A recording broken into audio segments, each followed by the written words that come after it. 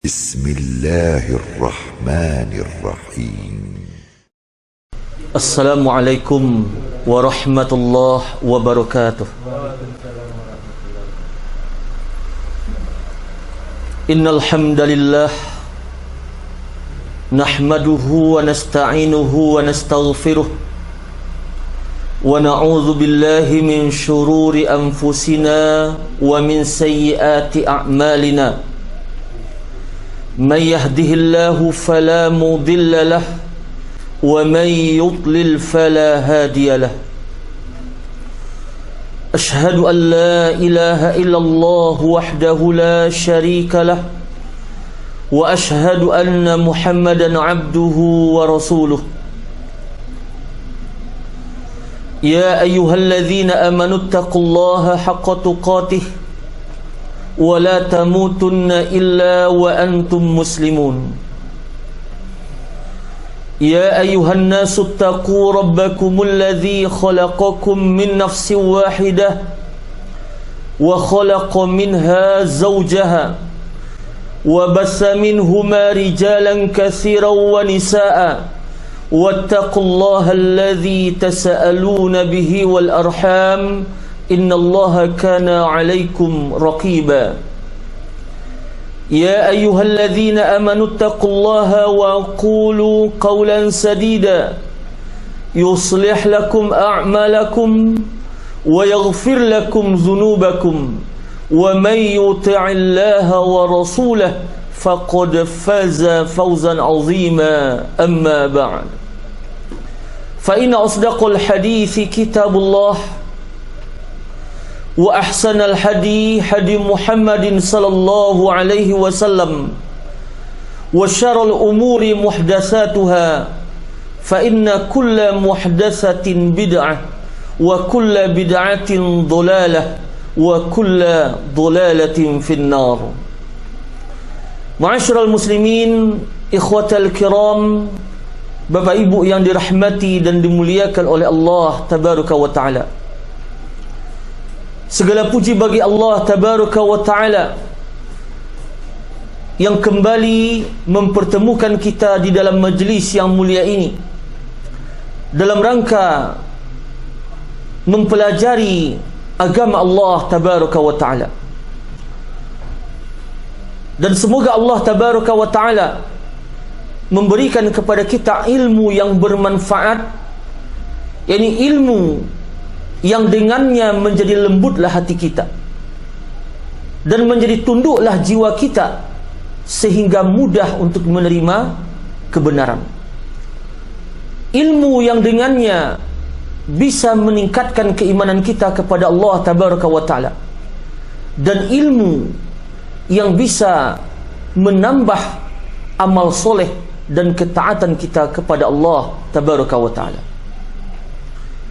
Kemudian salawat dan salam semoga senantiasa dilimpahkan selalu untuk Nabi kita yang mulia Muhammad sallallahu alaihi wasallam.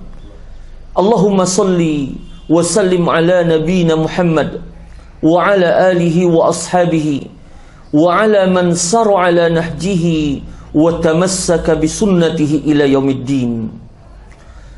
Ma'asyiral muslimin, Bapak Ibu yang dirahmati dan dimuliakan oleh Allah tabaraka wa taala.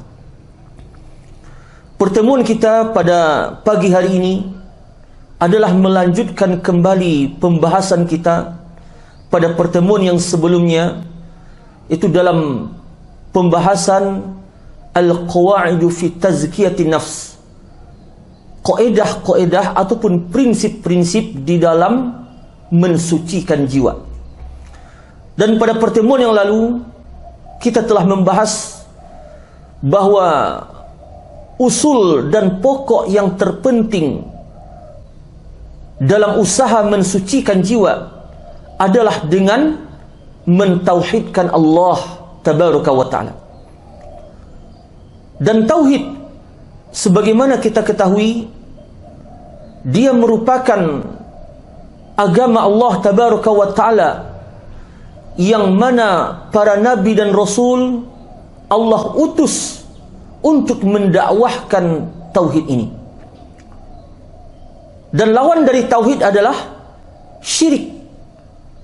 Karena itu, selagi seseorang masih berada dalam kubang kesyirikan, maka tentu dia tidak akan mencapai kesucian jiwa selama-lamanya, sampai dia meninggalkan kesyirikan tersebut dan mentauhidkan Allah. Maka tauhid merupakan induk dan kunci pokok dalam usaha mensucikan jiwa. Dengan kata lain, tidak akan pernah seorang insan mencapai kesucian jiwanya kecuali setelah dia mentauhidkan Allah. Dan yang kedua adalah ittikhadun Nabi sallallahu alaihi wasallam uswatan wa qudwah. Ini menjadikan Nabi sallallahu alaihi wasallam sebagai uswah, teladan di dalam kehidupan ini, yang kita ikuti perkataannya, yang kita teladani perbuatannya, dan yang kita jadikan petunjuknya sebagai rambu-rambu yang akan kita taati di dalam mengarungi kehidupan ini.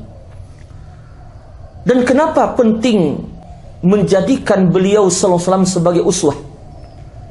Dan apa pula hubungannya konsep penyucian jiwa dengan perkara uswah dan qudwah ini? Maka jawabannya bahwa warna agama seseorang sangat bergantung kepada siapa yang dia jadikan uswah atau qudwah. Akidah seseorang, akhlaknya, cara dia memahami agama, maka itu bergantung kepada siapa yang dia jadikan teladan di dalam agama itu. Dan selain dari para nabi dan rasul, mereka adalah orang-orang yang tidak maksum. Ada kalanya manusia selain nabi dan rasul terjatuh ke dalam kesalahan dan kekeliruan.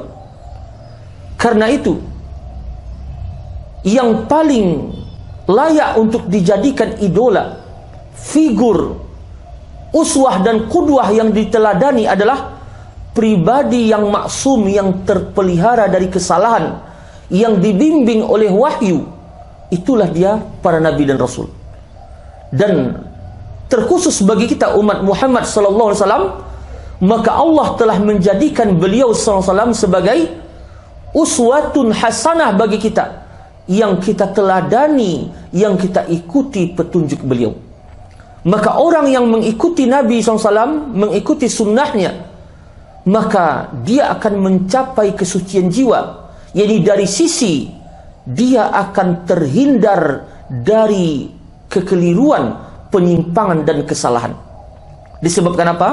Yang dia ikuti adalah orang yang telah datang jaminan dari Allah bahwa dia berada di atas jalan yang lurus. Innaka ala siratim mustaqim.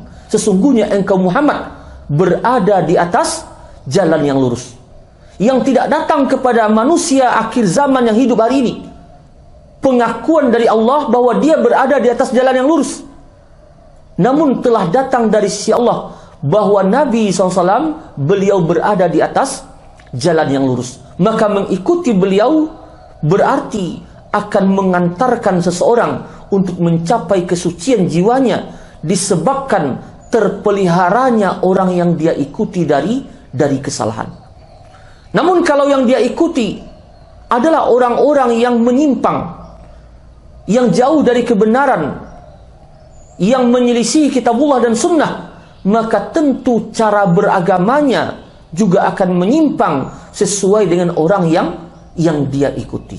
Maka dari sisi ini dikatakan perkara uswah dan qudwah merupakan konsep yang penting setelah tauhid di dalam usaha mencapai kesucian jiwa.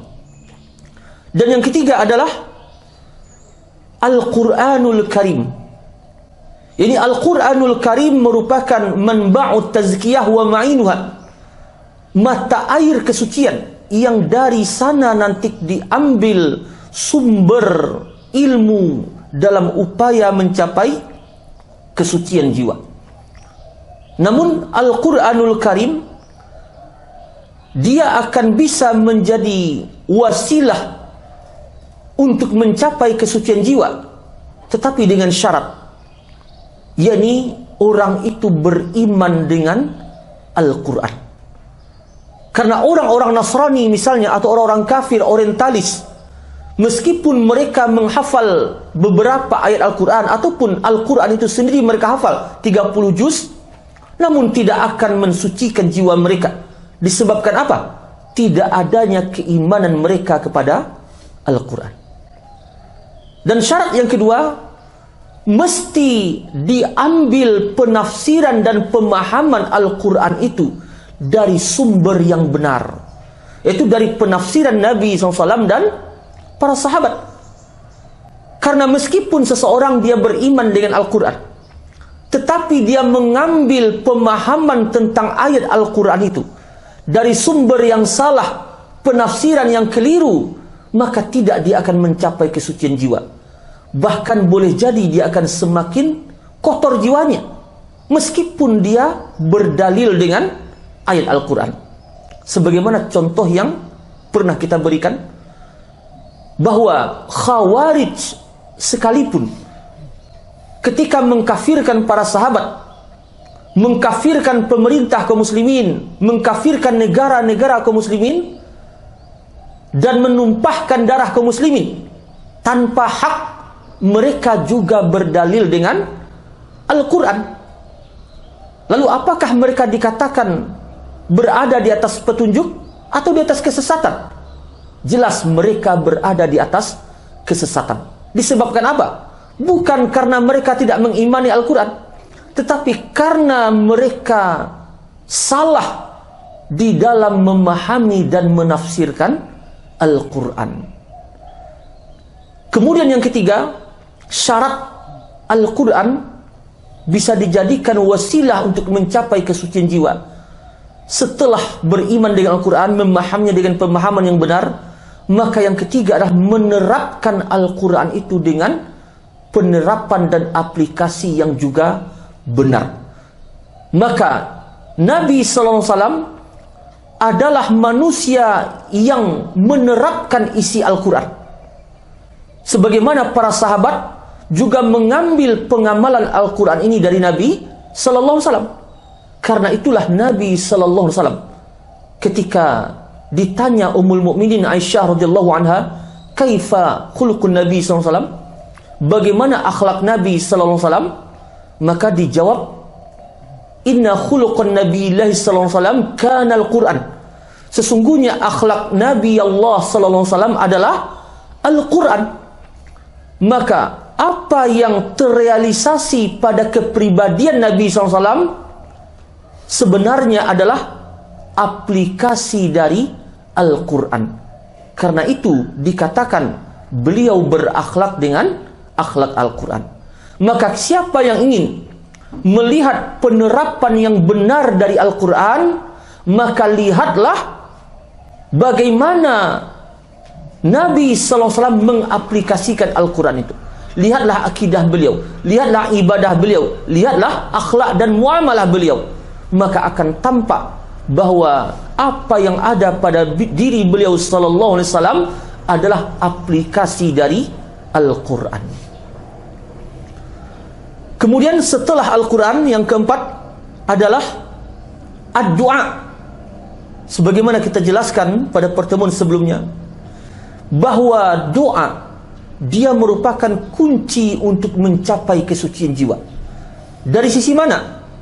Yaitu dari sisi seorang hamba apabila diserahkan dia kepada dirinya dan lupa dia bersandar kepada Allah, maka dia tidak akan mencapai kesucian jiwa selama-lamanya.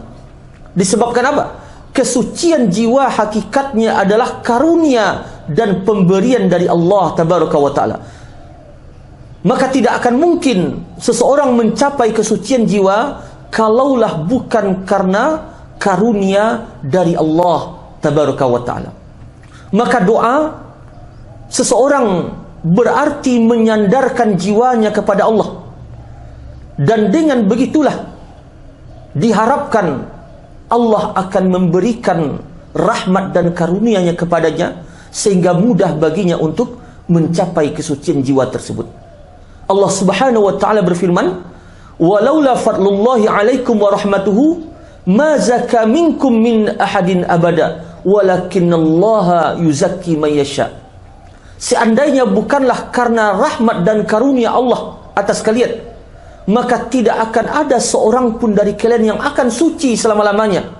Tetapi Allah mensucikan siapa yang Dia kehendaki. Dan di antara doa yang sering dibaca oleh Nabi SAW adalah, Allahumma ati nafsi taqwaha wa zakiyah. Ya Allah, berikanlah kepada diriku, kepada jiwaku ketakwaannya dan kesuciannya. Anta khairu man zakkaha, anta waliyuha wa maulaha. Engkaulah sebaik-baik zat yang mensucikan jiwa itu, dan engkaulah pelindung bagi jiwa itu, dan engkaulah yang membimbing jiwa itu. Nabi SAW ternyata bersandar kepada Allah di dalam usaha mencapai kesucian jiwa itu dengan memperbanyak doa sebagaimana yang kita bacakan tadi. Dan yang kelima, pembahasan kita pada pagi hari ini adalah at-tazkiyatu takhliyati wa tahliyah, yakni mensucikan jiwa dengan dua metode, takhliyah dan tahliyah. Apa yang dimaksud dengan takhliyah dan tahliyah? Kalau ingin kita alih bahasakan untuk mudah memahami, maka takhliyah bisa bermakna mengosongkan diri. Kalau tahliyah bermakna mengisi diri. Jadi ada dua konsep, mengosongkan dan mengisi. Apa yang dimaksud mengosongkan di sini? Yang dimaksud takhliyah di sini apa? Yani tathhirun nafsi 'anir radha'ili wal ma'asi wadh-dhunub. Mensucikan jiwa itu dari segala sesuatu yang tercela, dari maksiat dan dari dosa. Ini yang dikatakan dengan takhliyah, mengosongkan diri. Yani mensucikan diri itu dari setiap perkara yang dicela oleh syariat, dari setiap bentuk maksiat, dan dari setiap bentuk dosa. Maka prinsip takhliyah ini merupakan usul yang paling pokok setelah seseorang mentauhidkan Allah.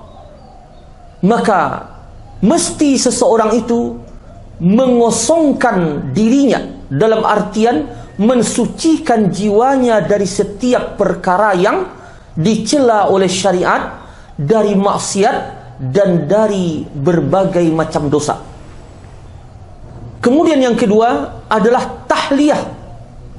Tahliyah kalau kita artikan, bisa diartikan dengan apa? Menghiasi diri, mengisi diri dengan berbagai macam bentuk ketaatan dan pendekatan diri kepada Allah. Maka tahliyah adalah tahliyatun nafsi bi fi'li ta'ah wal qurbat, yakni menghiasi diri dengan berbagai macam bentuk ketaatan dan bentuk takarrub kepada Allah tabaraka wa ta'ala. Dalil dari dua kaidah ini, dua prinsip ini, yakni takhliyah dan tahliyah, diambil dari ayat Al-Quran, yakni yang terdapat di dalam surat At-Taubah ayat 103, di mana Allah tabaraka wa ta'ala berfirman, khudh min amwalihim shadaqatan tutahhiruhum wa tuzakkihim biha. Surat At-Taubah ayat 103. Khudh min amwalihim shadaqah, ambillah dari harta mereka itu zakat. Ambil dari harta mereka zakat. Tutahhiruhum wa tuzakkihim, di mana zakat itu akan tutahhiruhum, mensucikan mereka, wa tuzakkihim, dan membersihkan jiwa mereka. Maka tutahhiruhum disebutkan oleh Syekh Abdul Rahman bin Nasir As-Sa'di di dalam tafsirnya, makna tutahhiruhum di sini adalah tutahhiruhum minadz-dzunubi wal akhlaqir razilah. Yani mensucikan mereka, ini jiwa mereka, dari segala macam bentuk akhlak yang tercela dan dari segala macam bentuk dosa. Ini makna tutahhiruhum. Dan kata-kata tutahhiruhum ini mengisyaratkan kaidah yang pertama yang kita sebutkan tadi. Ini kaidah takhliyah, mengosongkan diri dari segala yang dicela oleh syariat. Kemudian watuzakihim, dan membersihkan jiwa mereka. Apa makna tuzakihim? Dari situ diambil kata-kata zakah. Az-zakah makna aslinya adalah an-nama wa ziyadatul khair, tumbuh dan bertambahnya kebaikan. Itu makna kata-kata zakah. Karena itu zakat harta, apabila dia dikeluarkan, maka akan bertambah keberkahan harta itu dan bertambah pula kebaikan yang dihasilkan dari harta tersebut. Karena itu disyariatkan mengeluarkan zakat. Wa tuzakihim, dan membersihkan jiwa mereka, yakni wa tanmihim wa tazidu fi akhlaqihim al-hasanah wa a'malihim as-salihah. Makna wa tuzakihim di sini kata Syekh Abdul Rahman bin Nasir As-Sa'di, ini menumbuhkan pada jiwa mereka dan menambahkan kepada jiwa itu akhlak-akhlak yang baik dan amal-amal yang soleh. Amal ketaatan kepada Allah, ini amal soleh, dia juga berfungsi untuk menghapus keburukan yang telah pernah dikerjakan oleh seseorang. Maka kalau ditanya, apa cara supaya keburukan yang pernah kita lakukan di masa lalu dihapus oleh Allah? Caranya adalah perbanyaklah melakukan kebaikan. Kenapa? Karena kebaikan akan menghapus keburukan. Maka dari sini bisa dikatakan bahwa metode mensucikan jiwa itu secara garis besarnya ada dua. Yang pertama adalah memutus setiap rantai belenggu maksiat dan dosa yang membelenggu jiwa seseorang. Dan setelah itu baru diikuti dengan yang kedua. Apa yang kedua? Mengisi jiwa itu dengan melakukan berbagai macam kebaikan dan ketaatan kepada Allah. Dan dua perkara ini adalah dua perkara yang senantiasa beriringan dan tidak akan terpisahkan. Setiap kali seseorang melepas dari dirinya belenggu maksiat dan dosa, maka setiap kali itu pula akan bertambahlah dan tumbuhlah kebaikan di dalam jiwa tersebut. Karena itu dikatakan, apabila kita ingin mendiagnosa apakah jiwa itu mulai meningkat kepada wilayah kesucian, maka dia memiliki tanda yang jelas. Dengan itu diukur jiwa kita apakah meningkat kepada kesucian atau tidak. Maka standar ukurannya, barometernya adalah tanda jiwa itu mulai meningkat ke arah kesucian, mulai pulalah putus satu persatu rantai maksiat dan dosa. Ini tanda yang pertama. Dan tanda yang kedua, seiring dengan putusnya rantai maksiat dan dosa, maka tumbuh pulalah di situ kebaikan, ketaatan, akhlak-akhlak yang mulia. Dia seiring. Namun kalau hanya satu saja dipakai, ini tidak akan pernah menjadi suci jiwa itu. Apa contohnya? Dia melakukan berbagai macam kebaikan.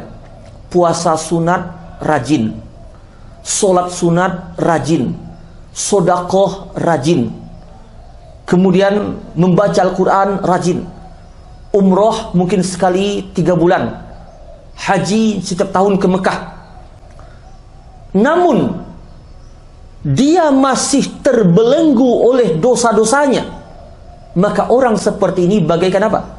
Bagaikan orang yang menyiram dirinya dengan air yang bersih, lalu dia sabun sampai bersih, tetapi dia sebenarnya masih berada di dalam kubangan lumpur. Mungkinkah kita ingin membersihkan diri? Kita punya sabun ya, air bersih ada ya, tetapi telapak kaki kita masih berada di dalam kubangan lumpur. Mungkinkah bersih? Tentu tidak akan sempurna bersihnya. Berarti bagaimana caranya untuk mencapai kebersihan? Mesti kita keluar dari lumpur itu dulu. Kalau ingin kita mandi membersihkan tubuh, tentu mesti keluar dari lumpur itu terlebih dahulu. Setelah sampai di luar, baru kita bersihkan dengan air dan sabun. Maka begitulah, seseorang misalnya, selagi dia masih terbelenggu oleh rantai maksiat dan dosa, kita beri perumpamaan, misalnya ada seseorang yang rajin melakukan ketaatan kepada Allah sebagaimana yang kita sebutkan, solat, zikir, baca Al-Quran, sedekah, namun dia tidak lepas dari belenggu riba, maka kesucian jiwa tidak akan bisa dia capai. Bagaimana dia akan bisa mencapai kesucian jiwa kalau dia terikat oleh maksiat dan dosa tersebut? Maka mesti dia lepaskan rantai dosa itu terlebih dahulu, baru setelah itu dia hiasi dirinya dengan berbagai macam ketaatan kepada Allah. Maka dengan itulah jiwa akan menjadi suci. Ma'asyiral muslimin yang dirahmati dan dimuliakan oleh Allah tabaraka wa taala. Nabi sallallahu alaihi wasallam dalam hadis yang dikeluarkan oleh Imam Bukhari di dalam sahihnya, hadis yang dikenal dengan sebutan hadis wali, karena Allah Ta'ala di dalam hadis ini berfirman, man adali waliyan faqad azantuhu bil harb. Siapa yang memusuhi waliku, kata Allah, maka aku umumkan perang untuknya. Aku umumkan perang atasnya. Siapa yang memusuhi waliku. Dan Allah Ta'ala berfirman dalam hadis qudsi ini, wa ma taqarraba ilayya 'abdi bi syai'in ahabba ilayya mimma aftaradtu 'alaihi.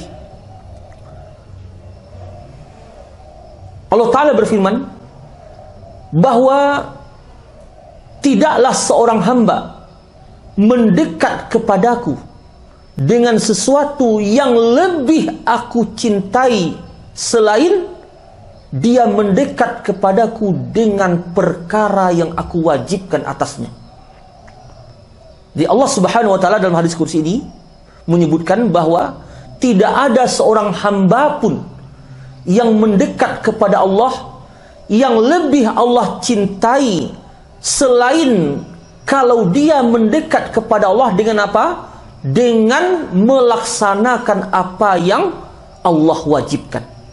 Dan ini menunjukkan bahwa menjaga dan menunaikan kewajiban kepada Allah dengan sebaik-baiknya, ini merupakan seutama-utama amalan yang dengannya seseorang bisa mendapatkan kecintaan dari Allah. Dan berkata Imam Ibnu Hajar rahimahullah ketika beliau mensyarah hadis ini, wa yustafadu minhu an ada al-faraid ahabbul a'mali ilallah. Dan diambil faedah dari hadis ini bahwa melaksanakan yang wajib, yang faraid, merupakan amalan yang sangat dicintai oleh Allah. Maka bisa kita katakan bahwa apabila seorang hamba ingin mensucikan jiwanya, karena Allah suka orang-orang yang suci jiwanya. Innallaha yuhibbut tawabin wa yuhibbul mutatahhirin. Allah mencintai orang yang bertaubat dan orang yang mensucikan jiwanya. maka kesucian jiwa inilah yang menjadi sebab Allah akan mencintai hamba itu. Dan kecintaan Allah kepada hamba terkait dengan apa? Perkara yang fardu, yang wajib, yang dilaksanakan oleh hamba itu. Karena itu orang yang ingin mencapai kesucian jiwa, mendapat kecintaan dari Allah Tabaraka wa Ta'ala, mesti dia berusaha melaksanakan kewajiban kepada Allah. Ini pokok yang paling penting. Karena tidak mungkin seseorang yang meninggalkan kewajiban kepada Allah lalu jiwanya menjadi suci. Sebagaimana ungkapan sebagian orang bahwa saya walaupun tidak sholat, walaupun tidak puasa Ramadan, tapi hati saya baik kok, hati saya suci kok. Maka ini tidak mungkin. Karena orang yang meninggalkan kewajiban kepada Allah adalah orang yang dimurkai oleh Allah. Lalu bagaimana dia akan mencapai kesucian jiwa sementara jiwa itu telah ditutupi oleh dosa disebabkan dia meninggalkan kewajiban kepada Allah? Maka yang paling penting seseorang melaksanakan kewajiban kepada Allah dengan sebaik-baiknya. Solat 5 waktu dia laksanakan, puasa Ramadan dia laksanakan, zakat dia keluarkan, haji apabila dia telah mampu. Maka ini merupakan kewajiban kepada Allah yang dengannya diharapkan seseorang mencapai kesucian jiwa. Baru setelah itu berikutnya dia memperbanyak perkara yang sunat. Sebagaimana Allah Tabaraka wa Ta'ala berfirman dalam hadis qudsi ini, "Wa ma yazalu 'abdi yataqarrabu ilayya bin nawafil hatta uhibbahu." Dan senantiasa seorang hambaku itu mendekat kepadaku dengan memperbanyak yang nawafil, yang nafilah, amalan sunat, sehingga aku pun mencintainya. Maka perkara yang sunat dia datang setelah perkara yang wajib. Karena itu termasuk di antara ketertipuan seseorang, apa itu? Untuk perkara yang sunat, alangkah dia bersungguh-sungguhnya. Dia bersungguh-sungguh untuk memperbanyak sholat sunat, membaca Al-Quran, tetapi dia abaikan perkara yang wajib.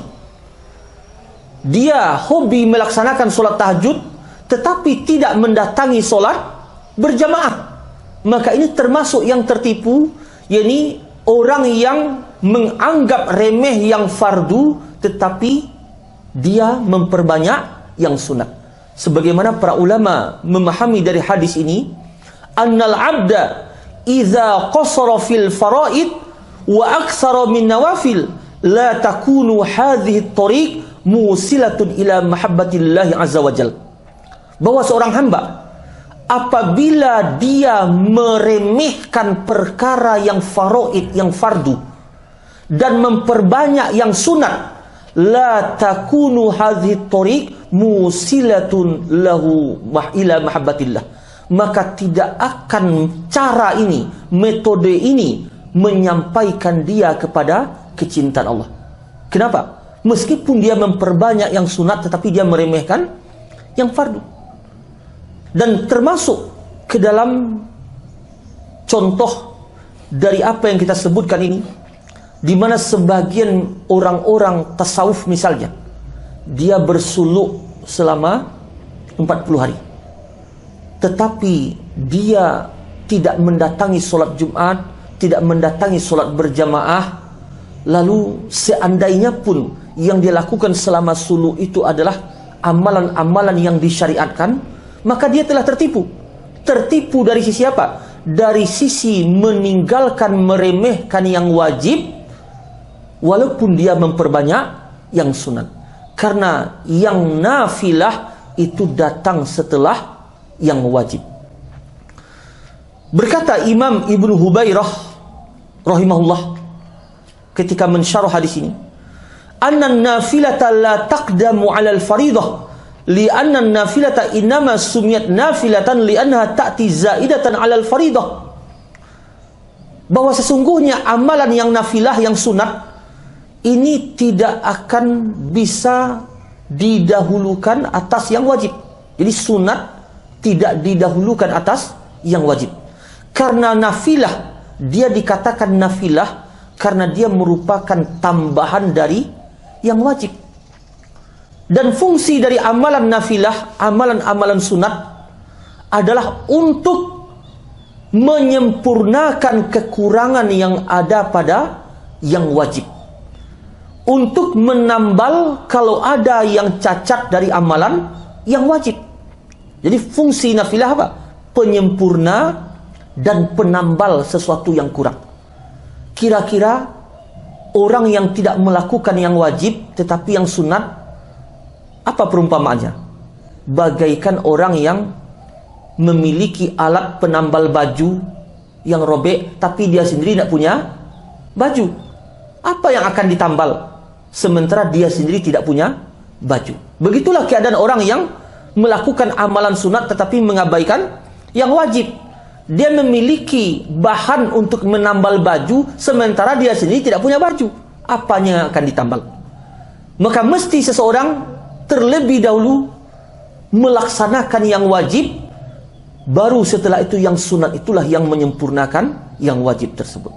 Dalam hadis yang dikeluarkan oleh Imam At-Tirmizi di dalam sunannya, Allah Tabaraka wa Ta'ala berfirman di hari kiamat nanti kepada para malaikat, unzuru hal li'abdi min tatawwa' fayukammalu biha man tanqasa minal faridah.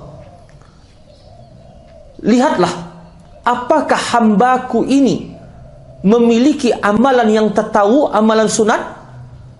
Kalau ada, maka amalan sunat itu menyempurnakan yang kurang dari yang fardu. Misalnya, solat rawatib, solat duha, solat tahajud yang diperbanyak oleh seseorang, itu akan menyempurnakan yang kurang dari solat wajib. Sebagaimana sodakoh yang diperbanyak oleh seseorang, itu akan menyempurnakan zakat yang kurang dia laksanakan.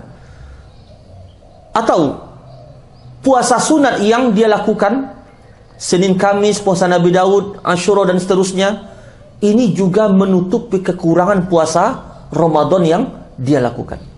Karena itu, di dalam mensucikan jiwa, mesti seorang hamba melaksanakan yang wajib dan memprioritaskan kualitas ibadah itu pada yang wajib ini. Karena sebagian manusia atau umumnya kita mungkin tertipu. Dari sisi mana? Kadangkala kita lebih khusyuk di dalam melaksanakan yang sunat daripada yang wajib. Kalau solat wajib susah menghadirkan khusyuk, tetapi kalau solat sunat mudah khusyuknya.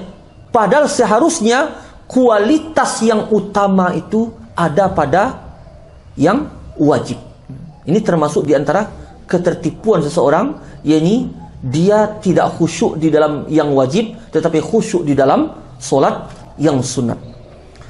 Ma'asyiral muslimin yang dirahmati dan dimuliakan oleh Allah Tabaraka wa Ta'ala, keimanan yang ada di dalam hati seseorang ini bisa pudar lapuk sebagaimana baju yang dimiliki oleh seseorang. Nabi SAW bersabda dalam hadis yang dikeluarkan oleh Imam Tabrani di dalam Mu'jam Al-Kabir, innal imana la yakhlaqu fi jawfi ahadikum kama yakhlaqu as-thawbu fas'alullah ta'ala ayyujaddida al-imana fi qulubikum. Sesungguhnya iman, ini iman yang ada di dalam rongga dada kalian, benar-benar mengalami pelapukan, usang, sebagaimana lapuknya baju, usangnya baju. Karena itu, kata Nabi SAW, fas'alullah ta'ala ayyujaddidal imana fi qulubikum. Mintalah kepada Allah agar Allah memperbaharui keimanan yang ada di dalam hati kalian. Bagaimana cara memperbaharui keimanan itu? maka keimanan akan diperbaharui dengan prinsip yang kita sebutkan ini, dengan takhliyah dan tahliyah. Iman itu akan lapuk, akan usang apabila terus-menerus seseorang itu berada di atas dosa. Dan iman itu akan melemah, lapuk dan usang kalau seseorang tidak tumbuh pada jiwa itu ketaatan dan takarrub kepada Allah. Maka senantiasa seorang hamba memperbanyak ketaatan dan senantiasa dia melepaskan belenggu dosa dari dirinya, maka akan menjadi barulah imannya tersebut. Maka dengan itulah keimanan diperbaharui. Ma'asyiral muslimin yang dirahmati dan dimuliakan oleh Allah tabaraka wa taala. Nabi sallallahu alaihi wasallam dalam hadis yang dikeluarkan oleh Imam At-Tirmizi di dalam sunannya, beliau sallallahu alaihi wasallam bersabda, "Innal 'abda idza akhta'a khati'atan nukitat fi qalbihi nuktatun sauda." Sesungguhnya seorang hamba apabila dia melakukan satu dosa, maka hadirlah bintik hitam di dalam hati tersebut. Fa idza huwa naz'a wastaghfara wa taba suqila qalbuhu. Maka apabila dia beristighfar, bertaubat kepada Allah, maka dicabut bintik hitam itu dan kembali hatinya menjadi bersih. Wa in 'ada zida fiha hatta ta'luwa qalbahu. Dan jika dia kembali kepada dosa, maka kembali lagi bintik hitam itu. Dan kalau dia tidak bertobat, maka bertambah bintik hitam itu hatta ta'luwa qalbahu, sampai memenuhi hatinya. Dan kalau bintik hitam itu telah memenuhi hati, inilah yang dinamakan dengan ron, sebagaimana di dalam Al-Quran disebutkan, kalla bal rana ala qulubihim ma kanu yaksibun. Sekali-kali tidak, bahkan ada ron, noda di atas hati mereka disebabkan apa yang mereka perbuat. Karena itu hidayah, nur keimanan tidak akan masuk ke dalam jiwa. Kalau apa? Kalau terhalang oleh bintik hitam yang menyelimuti hati itu. Bagaimana akan masuk nur hidayah keimanan dalam hati yang telah dipenuhi oleh bintik hitam? Karena itulah, jika kita mendapati misalnya hati kita susah menerima kebenaran, dibacakan ayat Al-Quran, tidak juga masuk kebenaran. Dibacakan hadis Nabi SAW, tidak juga masuk kebenaran. Nasihat disampaikan, tidak masuk kebenaran tersebut. Maka ketahuilah, kebenaran dan hidayah itu tidak masuk disebabkan apa? Hati itu telah diselimuti oleh bintik hitam yang berupa dosa-dosa tadi. Lalu bagaimana caranya supaya hidayah itu masuk ke hati? Maka caranya adalah takhliyah. Kosongkan diri itu dari dosa. Lepas belenggu itu. Yani hapus bintik hitam tersebut dengan taubat dan istighfar kepada Allah. Dan ketika hati itu telah hilang bintik hitam darinya, maka masuklah ke dalamnya cahaya. Kalau hati itu diumpamakan bagaikan kaca misalnya, kaca itu kalau telah penuh oleh debu dan kita senterkan misalnya cahaya, apakah dia masih memantul? Tidak mantul lagi, karena kaca itu telah penuh dengan debu.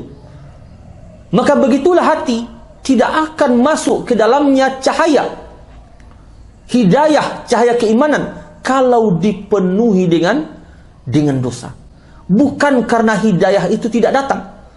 Hidayah itu senantiasa Allah berikan ketika Allah telah mengutus Nabi SAW. Allah turunkan Al-Quran, Allah utus Nabi membawa risalah Islam ini. Maka sebenarnya Allah telah membawa hidayah untuk umat manusia. Sebagaimana Allah Tabaraka wa Ta'ala berfirman, huwallazi arsala rasulahu bil huda wa dinil haq. Dialah Allah yang telah mengutus Rasulnya membawa hidayah dan agama yang hak. Maka hidayah telah dibawa oleh Nabi sallallahu alaihi wasallam. Namun kenapa ada manusia yang tidak menerima hidayah itu? Di antara sebabnya adalah hati yang telah terselimuti oleh bintik hitam, sehingga hidayah tidak masuk lagi ke dalam hati tersebut. Ma'asyiral muslimin yang dirahmati dan dimuliakan oleh Allah tabaraka wa taala. Untuk proses takhliyah, yakni mengosongkan diri dari setiap perkara yang dilarang oleh syariat, dari setiap bentuk maksiat dan dosa, ini butuh kepada perjuangan dan kesungguhan. Karena hidayah juga bergantung sejauh mana perjuangan yang dikeluarkan oleh seseorang. Allah tabaraka wa ta'ala berfirman dalam akhir ayat surat Al-Ankabut. Akhir ayat surat Al-Ankabut. Walladzina jahadu fina lanahdiyannahum subulana. Dan orang-orang yang berjuang di jalan kami, akan kami tunjukkan mereka kepada jalan-jalan yang mengantarkan kepada keridhaan kami. Allah tabaraka wa ta'ala dalam ayat ini menggabungkan dua perkara, mengaitkan dua perkara, yakni mujahadah dan hidayah, perjuangan dan hidayah. Hidayah didapatkan seukuran mujahadah, perjuangan yang dia keluarkan.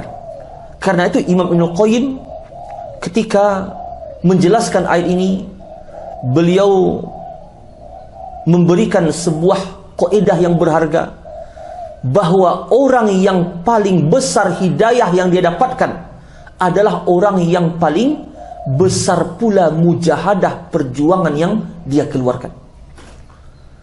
Maka untuk setiap orang yang berhijrah dari kesyirikan kepada tauhid, dari bid'ah kepada sunnah, dari maksiat kepada taat, maka tidak akan terrealisasi hijrahnya tersebut kalau tidak ada mujahadahnya, perjuangannya. Dan orang yang tidak berjuang, tidak ada mujahadah lahir dari dirinya, maka tentu dia tidak akan mencapai hasil yang diharapkan. Untuk keluar dari bentuk kesyirikan, ini butuh kepada perjuangan. Apa di antara contohnya?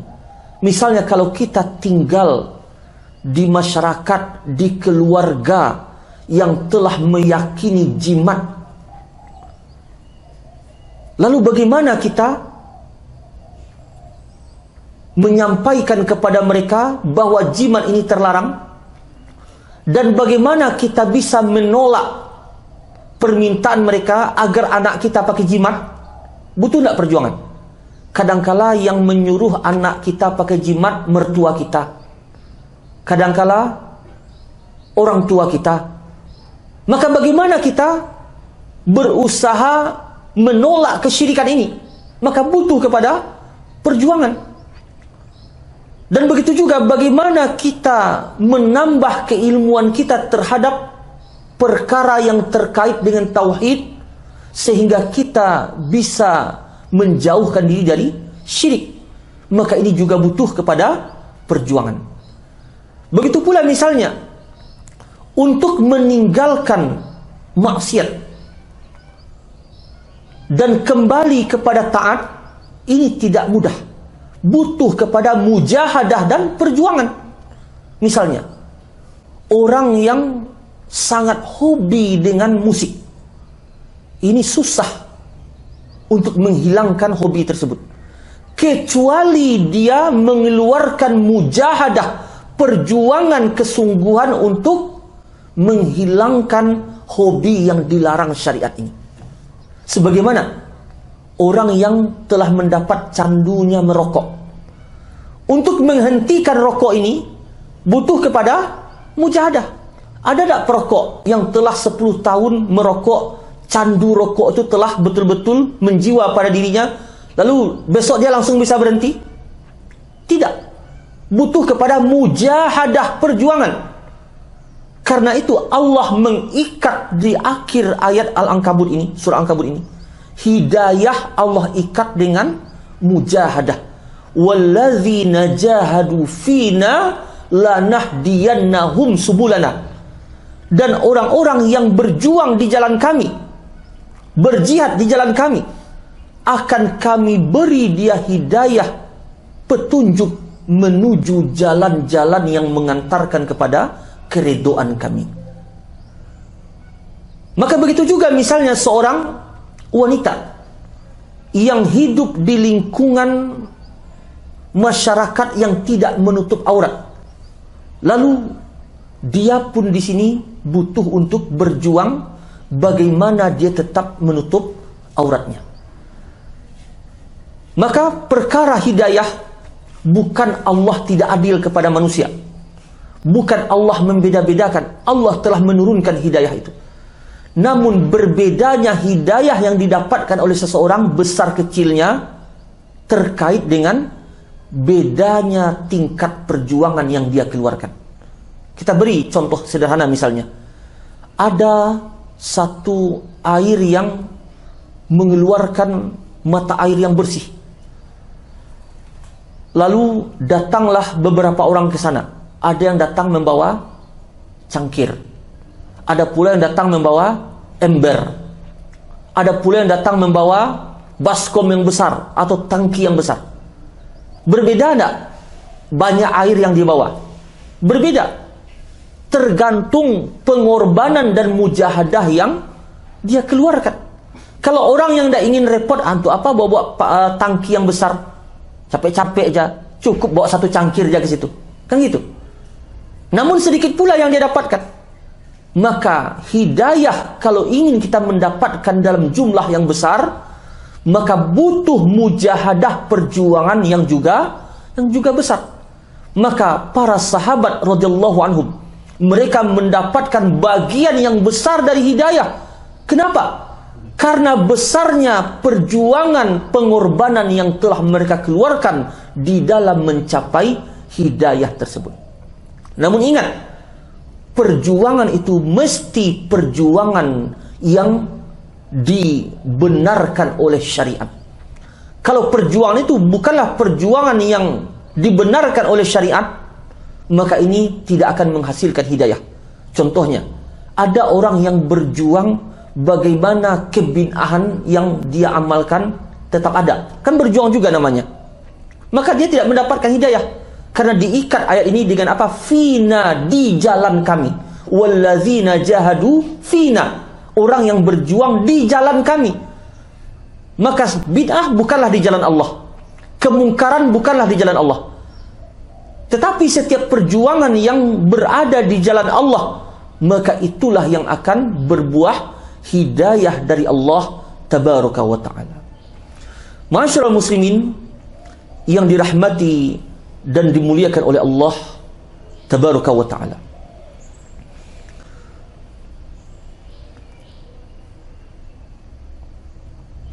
Di dalam ayat yang lain Allah subhanahu wa ta'ala berfirman, walakinallahu yuzakki man yasha', dan Allah mensucikan siapa yang dia kehendaki. Apa makna Allah mensucikan siapa yang dia kehendaki? Makna Allah mensucikan siapa yang dia kehendaki, kata Syekh Abdul Rahman bin Nasir As-Sa'di adalah bil iman wal amalus soleh, yaitu dengan keimanan dan amal soleh. Dengan itulah seseorang disucikan oleh Allah. Maka jangan disangka Allah mensucikan seseorang, dia tidur lalu paginya besok menjadi orang yang suci. Tidak. Tetapi makna Allah mensucikan orang yang dia kehendaki adalah Allah berikan kepada orang itu iman dan amal soleh. Maka kewajiban kita untuk mendapatkan iman dan amal soleh ini. Iman adalah tauhid, akidah yang benar yang ada di dalam jiwa seseorang.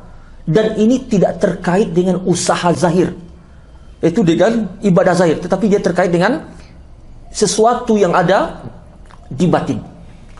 Maka akidah yang sahih mesti dia dipelajari. Karena tidak akan mungkin seseorang dikatakan imannya benar tetapi pemahamannya terhadap rukun iman keliru. Misalnya, dia mengklaim beriman kepada Allah tetapi mengingkari adanya azab kubur, mengingkari adanya as-sirat, jembatan yang membentang di atas jahanam yang ujungnya adalah surga, mengingkari istiwanya Allah di aras. Lalu bagaimana mungkin dikatakan imannya benar kalau kondisi akidahnya seperti ini? Maka syarat keimanan benar mesti seseorang mempelajari bagaimana sebenarnya penjelasan dan syarah dari rukun iman yang 6 tersebut, sehingga betul-betul pemahaman yang benar itu ada di dalam hatinya. Sebagaimana amal soleh, apa yang dikatakan amal soleh? Amal soleh adalah makana muwafiqan li syar'illah, yang sesuai dengan syariat Allah. Maka setiap amalan yang tidak sesuai dengan syariat Allah, maka tidak dikatakan amal soleh. Lalu bagaimana mungkin amalan bid'ah bisa mensucikan jiwa seseorang? Tidak mungkin. Karena Allah mensucikan jiwa seseorang bukan dengan kebid'ahan, tetapi dengan amal soleh, amal yang Allah syariatkan. Maka untuk mencapai kesucian jiwa, sebagaimana yang Allah firmankan, balillahu yuzakki man yasha', Allah mensucikan siapa yang dia kehendaki, yakni bil iman wal amalus soleh, dengan keimanan dan amal soleh. Yani bit takhalli anil akhlaqir radhilah wat tahalli bis sifatil jamilah, dengan melepaskan akhlak yang buruk dari diri kita dan menghiasi diri itu dengan sifat-sifat yang terpuji. Setiap kali meningkat diri seseorang kepada wilayah kesucian, maka setiap kali itu pula bertambahlah akhlak yang baik dan bertambah pula lah kebaikan pada dirinya. Tetapi semakin jauh seseorang dari akhlak yang baik, semakin jauh dari bentuk ketaatan kepada Allah, maka semakin jauh pula dari wilayah kesucian jiwa. Baik Bapak Ibu yang dirahmati dan dimuliakan oleh Allah Tabaraka wa Ta'ala, mungkin ini poin yang bisa kita tambahkan pada kesempatan kali ini. Semoga bermanfaat. Sebelum kita tutup, kita buka sesi tanya jawab. Jika ada di antara Bapak Ibu akan memberikan pertanyaan, kita persilahkan.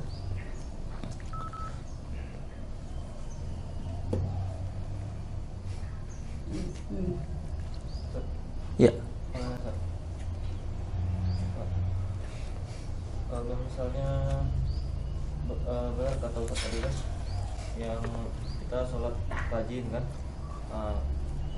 pokoknya sunnah rajin kan, terus sholat berjamaah juga rajin. Tapi mungkin ada seseorang tuh yang itu namanya agak sinis misalnya kan, misalnya dulu orang tuh tidak taat kepada Allah kan, mungkin sholat aja nggak pernah misalnya kan, maksiat terus kan. Tapi tiba-tiba ada dapat misalnya dari usaha dia mendapatkan hidayah kan, mendapatkan hidayah, tapi dia dapat ilmu tapi mungkin disampaikan kepada teman-teman misalnya kan, tapi ada yang nggak terima misalnya kan. Terus yang orang yang tahu tadi sebelumnya, yang lebih tahu agamanya kan, terus dia mungkin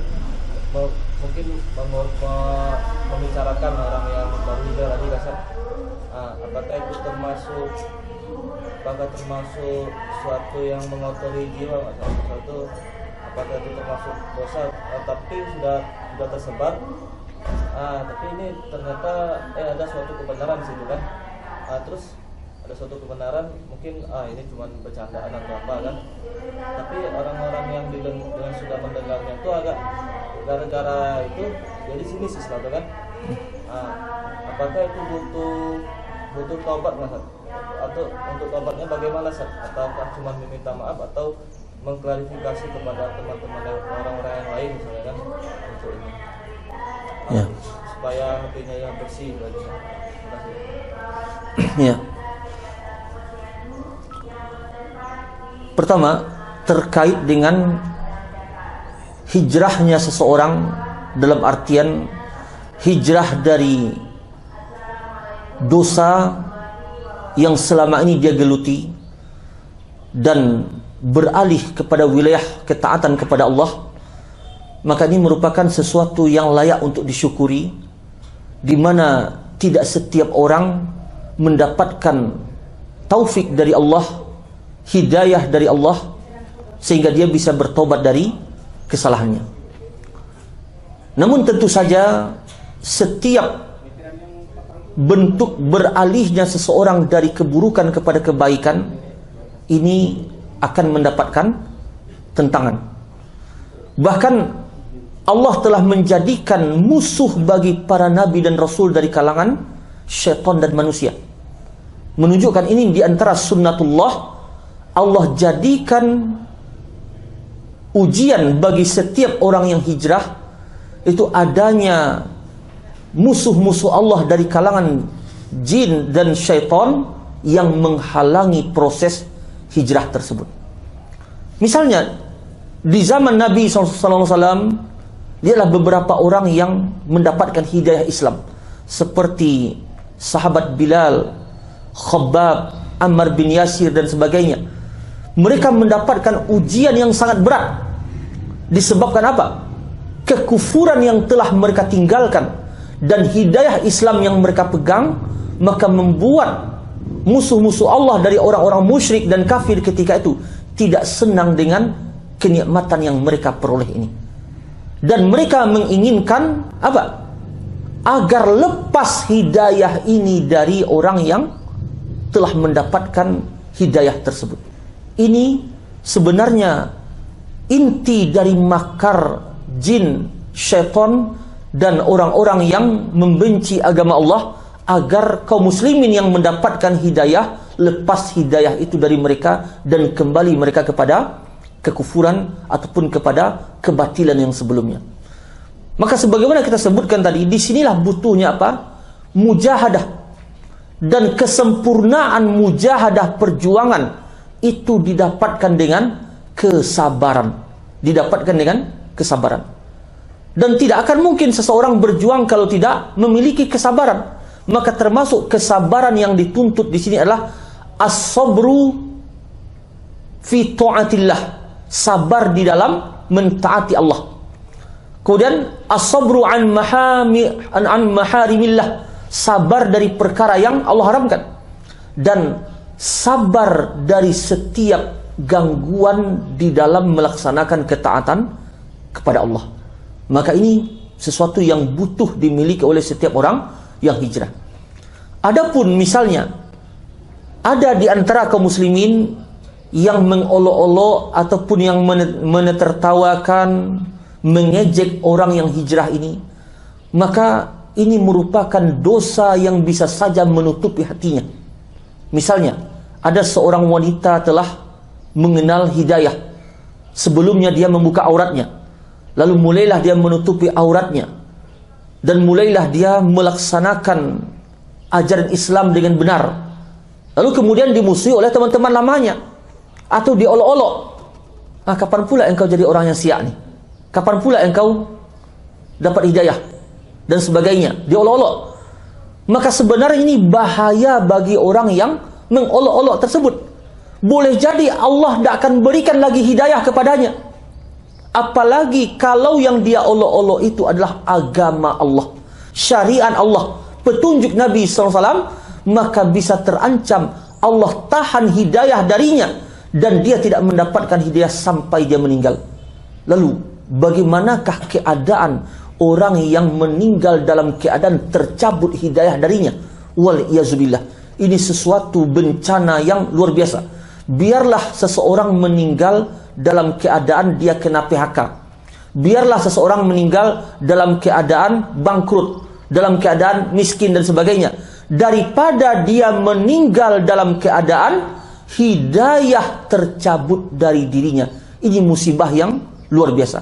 Karena itu, terkait dengan syariat Allah, dengan agama Allah yang diamalkan oleh sebagian kaum muslimin, maka tidak boleh seseorang memperolok-oloknya, cemeehnya ataupun menganggap remeh perkara tersebut disebabkan ketika dia memperolok-olok agama Allah, berarti ketika itu dia terancam masuk ke dalam wilayah kekufuran.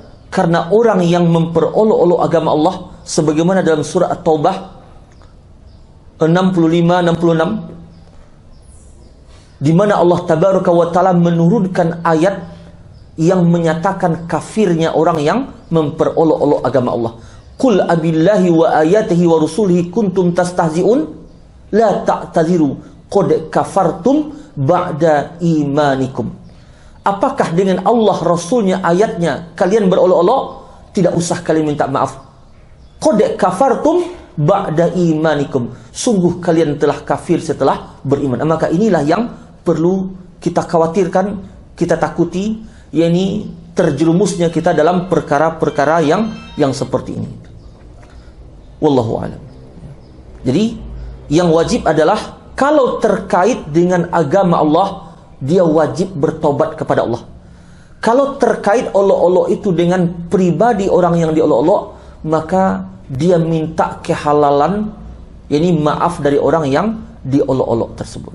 Jadi lihat dulu, kalau terkait dengan agama Allah, maka dia bertobat kepada Allah. Dan hak orang yang diperolok yaitu terkait dengan dirinya, maka meminta maaf kepadanya. Wallahu a'lam. Ya, silakan. Bagaimana menurut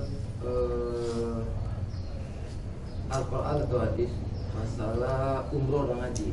Iya. Kebanyakan kan orang itu kan umroh dulu baru haji. Iya. Yang benar itu menurut agama gimana Ustaz? Yang pertama. Yang kedua, saya judul ceramah hari ini bagus. Ya. Mensucikan hati. Gimana kita bisa mensucikan hati padahal kita masih menyalahkan orang lain? Ya. Kadang-kadang kita mencari hal-hal, maksudnya kelemahan orang tersebut. Ya. Jadi menurut gimana kita supaya pribadi kita itu tidak mencari ke jelek-jelekan orang lain, ya. kemudian menerima masukan dari orang lain. Itu aja. Ya. Ya. Pertama terkait dengan haji dan umroh, mana yang lebih dulu? Maka haji itu ada beberapa bentuk. Ada namanya haji qiran, ifrad, dan tamattu. Bahkan boleh haji dan umroh itu secara seiringan serentak, dan ada pula yang dipisah satu-satu. Dan ini bisa dilihat mungkin lebih mendalam di dalam pembahasan fikih terkait dengan perkara haji ifrad, tamattu ataupun haji qiran. Adapun yang terkait dengan yang kedua, bagaimana mungkin kita menjadi suci kalau kita masih menyalah-nyalahkan orang lain? Ini perlu dirinci perkara ini, bahwa yang dilarang di dalam Islam sebagaimana dalam surah Al-Hujurat, wala tajassasu, janganlah kalian saling mencari-cari kesalahan. Yang dimaksud tajassus itu maknanya memata-matai. Ini berusaha mencari celah-celah kesalahan orang ini. Untuk apa tujuannya? Untuk dijatuhkan orang itu kehormatannya ataupun kemuliaannya dan nama baiknya. Akan tetapi kalau menyalahkan dalam artian apa yang dia sampaikan menyelisihi agama Allah, menyimpang dari syariat Allah, maka ini sesuatu yang mesti. Sebagaimana Nabi SAW menyalahkan Khawarij, di mana Khawarij merupakan kelompok yang sangat berbahaya yang pertama muncul dalam Islam, yang membuat kerusakan, maka telah disalahkan dan dijelaskan oleh Nabi SAW keadaannya. Dan juga Nabi SAW ketika ada seorang sahabat yang bernama Abu Sanabil yang salah di dalam memberikan fatwa dalam ilmu fikih dalam permasalahan iddah orang yang ditinggal mati suaminya, maka ketika salah, apa kata Nabi SAW?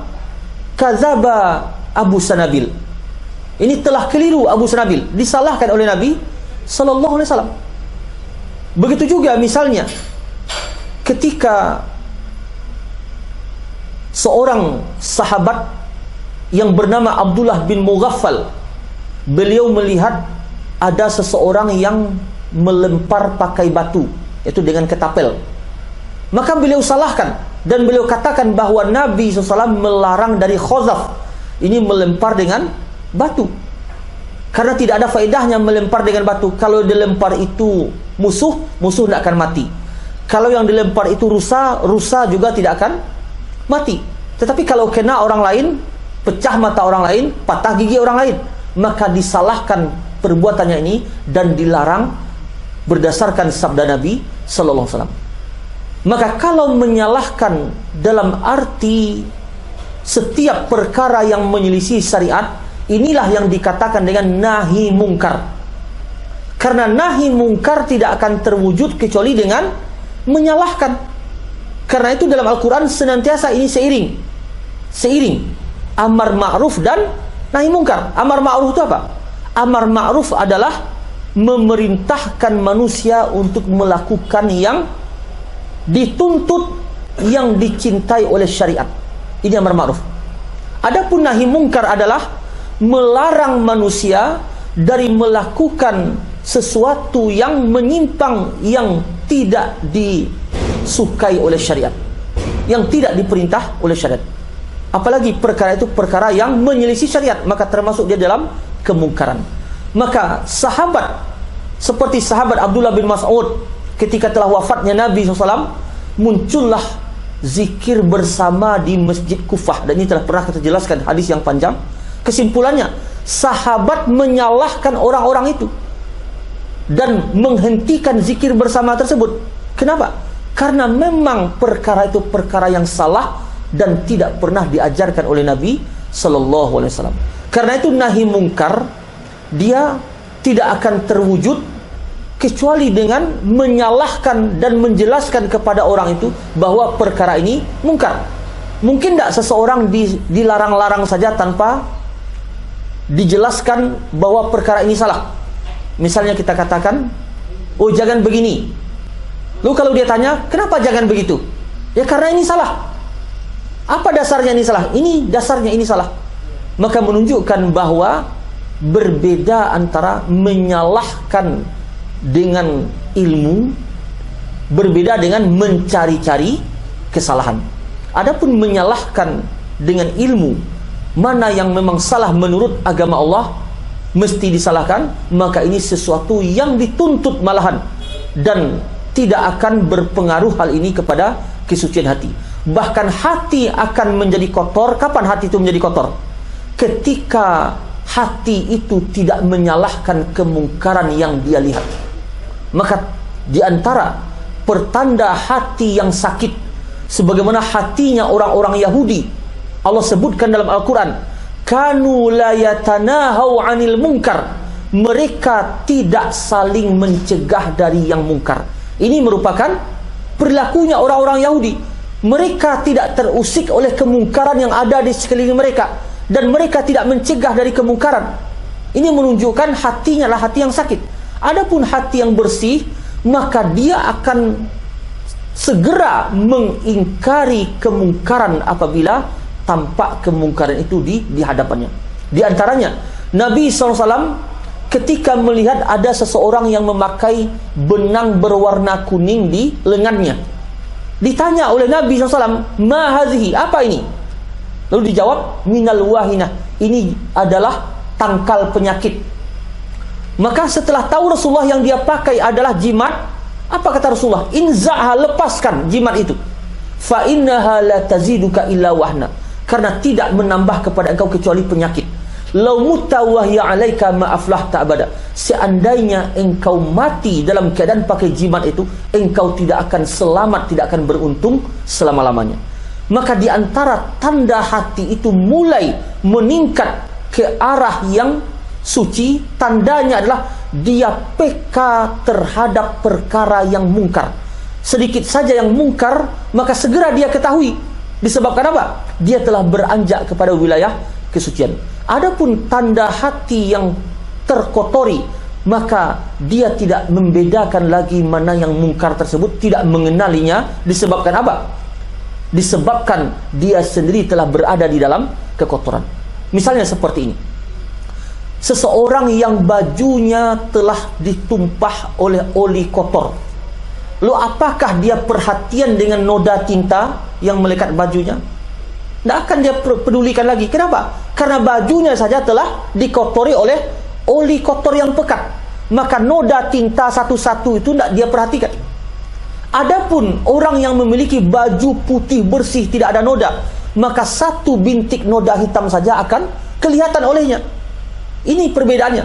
Maka begitulah hati orang apabila telah mulai meningkat kepada yang bersih, kepada kesucian, segera dia bisa mengenali mana yang mungkar itu, dan dia ingkari kemungkaran tersebut. Sebagaimana Nabi SAW langsung mengenali jimat yang dipakai oleh orang itu, bahwa itulah perkara mungkar, langsung beliau ingkari. Jadi kita simpulkan bahwa berbeda halnya antara tajassus, yaitu sengaja memata-matai mencari kesalahan, bukan untuk dibenarkan kepada jalan yang lurus, tetapi untuk menjatuhkan orang, maka inilah yang dilarang di dalam syariat. Adapun meluruskan kesalahan dalam arti mengingkari kemungkaran dan merevisi pernyataan-pernyataan yang batil yang pernah dikeluarkan oleh seseorang, dibantah dan dijelaskan mana yang haknya, maka ini merupakan bagian yang dituntut di dalam agama Allah Tabaraka wa ta'ala. Waalaikumsalam warahmatullahi wabarakatuh. Bagaimana yang kita ketahui akhir-akhir ini kan, Ya. ilmu tentang agama ini kan banyak sekali beredar Ya. di media sosial, pengajian-pengajian. Jadi bagaimana kiatnya kita agar terhindar dari sumber-sumber yang dapat membawa hidayah kita ke arah yang tidak di jalan yang Allah ridhoi. Ya, di antara kiat ataupun panduan yang bisa kita jadikan hari ini agar terhindar dari syubhat, pertama, sebagaimana para ulama telah memberikan kaidah ini, disebutkan oleh Imam Ibnu Sirin, seorang tabi'in, di dalam muqaddimah Sahih Muslim, inna hadzal ilma din fanzuru amman ta'khuzuna dinakum. Sesungguhnya ilmu ini adalah agama, maka lihatlah dari siapa mengambil agama kalian. Maka pertama sekali adalah lihat siapa orang yang akan kita ambil agamanya. Bagaimana melihatnya maksudnya? Lihat apakah dia berada di atas akidah yang sahih, manhaj yang benar. Karena syarat yang utama adalah dia memiliki manhaj yang hak, manhajnya Nabi SAW dan para sahabat. Ini cara beragamanya. Dan termasuk manhaj dan akidah Nabi SAW yang diajarkan kepada para sahabat adalah tidak boleh memberontak kepada pemerintah kaum muslimin, tidak boleh mencaci mereka, mencela mereka di mimbar-mimbar umum. Ini termasuk ukuran manhaj seseorang. Maka kalau ada misalnya juru dakwah, dai yang mencela pemerintah di atas mimbar, yang mengajak kepada kudeta dan sebagainya, ini menunjukkan rusaknya manhajnya, dan bisa menjadi ukuran bagi kita bahwa tidak diambil ilmu darinya karena telah rusak manhajnya. Nah, ini diantara bentuk ukuran yang paling penting. Perhatikan dari siapa kita mengambil ilmu. Kalau kita tidak mengetahui tentang orang tersebut, bisa kita tanya kepada ini orang-orang yang berilmu yang lain yang mengetahui manhaj yang hak, akidah yang sahih, bagaimana menurut mereka tentang si fulan, apakah diambil ilmu darinya atau tidak. Dan termasuk di sini ukurannya akidah yang sahih. Sepakat Nabi, para sahabat, tabi'in, asba'un tabi'in, imam yang 4 menetapkan Allah istiwa di atas arsy. Tidak dinukil satupun penyelisihan dari mereka dalam hal ini. Lalu kalau ada juru dakwah misalnya mengingkari istiwa Allah di arsy, dia tidak mengakui Allah turun ke langit dunia setiap sepertiga malam yang terakhir, sebagaimana yang terdapat dalam hadis yang mutawatir. Dia ingkari akidah ini, maka ini juga sebagai pertanda bahwa dia adalah orang yang tidak layak diambil ilmunya. Walaupun dalam perkara lain dia hebat, tetapi ukuran yang paling pokok adalah akidah dan manhaj. Atau dia mengingkari azab kubur, mengingkari adanya sirat. Karena banyak sekarang muncul-muncul dai yang mengingkari perkara-perkara akidah sebagaimana yang kita sebutkan tadi. Maka ini pertanda bahwa tidak diambil ilmu darinya. Wallahu a'lam. Apakah dengan tidak menjalankan sunnah-sunnah yang diberitakan oleh Rasulullah dapat juga menghalangi hidayah yang akan kita perjuangkan untuk dapat diberikan? Ya. Ini tidak melakukan amalan-amalan sunnah sebagaimana yang disunnahkan oleh Nabi SAW bukan sesuatu yang menyebabkan terhalangnya hidayah, namun bisa menjadi sebab yang mengurangi besarnya hidayah yang didapatkan oleh seseorang. Sebagaimana kaidah yang kita sebutkan tadi, besarnya hidayah yang didapat oleh seseorang tergantung kepada mujahadah yang dia keluarkan. Termasuk mujahadah di sini apa? Memperbanyak mengamalkan yang sunnah tadi. Semakin banyak amalan sunnah yang kita kerjakan, maka berarti semakin bersihlah hati kita dan semakin banyak pula keburukan kita yang terhapus, dan berarti semakin besar pula hidayah yang akan kita dapatkan. Namun kalau kita tinggalkan amalan sunnah atau kecil yang kita lakukan tapi yang wajib telah kita lakukan, maka tidak dikatakan menjadi sebab terhalangnya hidayah. Hanya saja mungkin tidak sempurna besarnya hidayah itu yang kita dapatkan. Wallahu a'lam. Cukup? Satu lagi, Ustaz. Ya. Kan sekarang kan ya dengan kata Maulana tadi kan pengajian udah viral kan. Apalagi sekarang viral dengan istilah salafi kan. Kan agak aneh kan. Tapi ada yang katanya, kata misalnya ada seorang ustaz misalnya ngomong semua kita ini salafi katanya, selagi mengikuti imam yang empat. Tapi itu orang tergantung pemahamannya masing-masing kan. Yang penting kita ini semua salafi semua katanya. Sebenarnya apa yang dimaksud dengan salafi itu kan, biar kita ini tidak salah paham kan? Ya. Orang yang mengatakan semua kita adalah salafi dalam artian apa? Pengikut Rasulullah dan para sahabat. Karena dikatakan salafi itulah pengikut Rasulullah SAW dan para sahabat. Walaupun pemahaman kita berbeda-beda, berarti sebenarnya dia tidak paham apa itu salafi. Karena salafi kalau betul mengikuti Nabi SAW dan para sahabat, maka mengharuskan tidak adanya perbedaan di dalam memahami agama Islam.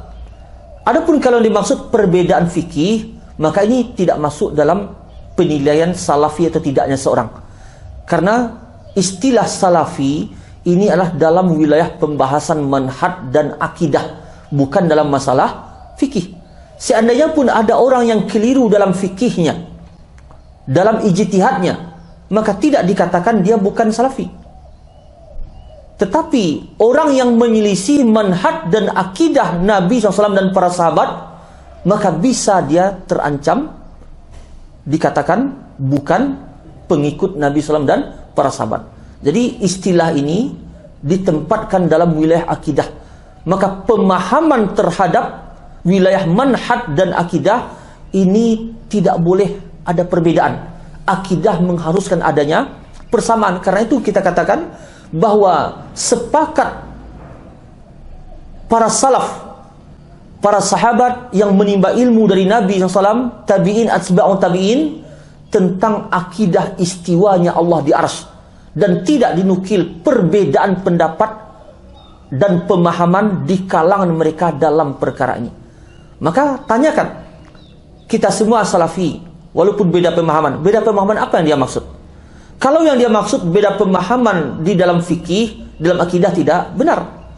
Tapi kalau yang dia maksud boleh berbeda pemahaman walaupun dalam akidah sekalipun, maka berarti kalau seperti itu Mu'tazilah juga salafi, Khawarij juga salafi. Syiah juga Salafi. Kan beda pemahaman. Maka ini keliru. Karena tidak boleh ada perbedaan dalam pemahaman dalam wilayah manhaj dan akidah. Kalau dalam fikih, maka itu berbeda lagi. Ya. Wallahu a'lam. Cukup? Ya.